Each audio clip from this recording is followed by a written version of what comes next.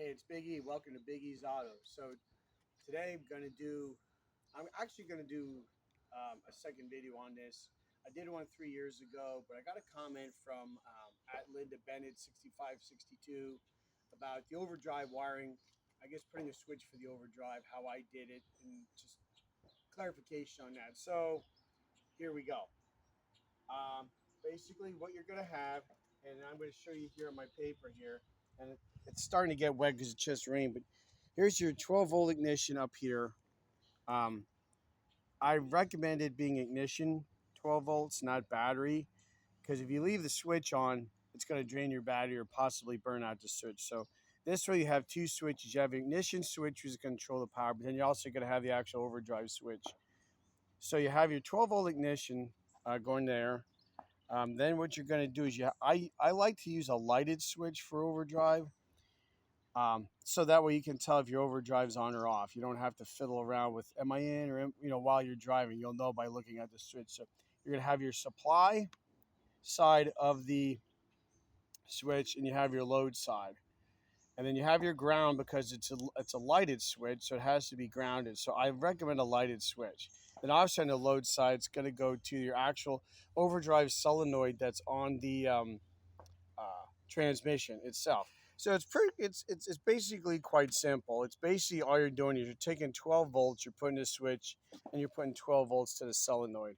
So what I'm going to do is I'm going to go ahead here. I'm going to pause the video, and then we're going to go underneath the car. And I'm going to kind of show you how I routed it and kind of give you a visual of where the solenoid is on the transmission, so you know where to hook your wires to.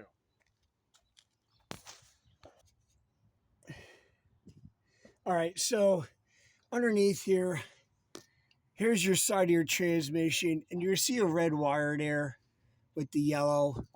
That's and there's a drain plug, looks like there. That's where your overdrive solenoid is. So that's where you're going to eventually want to have your 12 volts running to that area there. I can't really get a really great shot on that. I'm trying to, and I can't. But you see there's other wires here. You have your exhaust pipe here. That's right there. And so that's where you're going to run it to. And then I just have it coming across. You want to have that wire tied up out of the way of any heat, any chafing, anything like that. And then I just have it. It's kind of hard. I can't turn underneath here very well. But I have it running up to the front. I'm trying to remember. I don't remember if I have it running into the fuse box or if I have it tied into something else. What I would do, again, a test light would be very handy. What you can do as well is on the fuse box, you can look to see what wires are going to what circuit and kind of figure out which ones are hot all the time, which ones are ignition, like gauges, dash. Um, I believe there's an ECM fuse. Anything that would be controlled just with the key, but with the key off would be dead.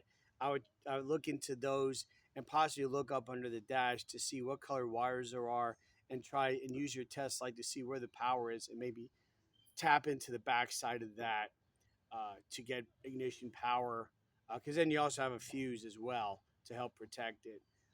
So I hope that helps, Linda. Hopefully, good luck with your project you have going on with your vet there. I hope it helps. Like I said, it's very simple. You're just switching 12 volts to that solenoid, plain and simple. It's just I like to do it with ignition, so it's like a double switch kind of thing. So anyway, that's it for now. I hope that clears anything up. So, and anybody else who's watching, hopefully it helps. So we'll see you next time right here. Thanks for watching.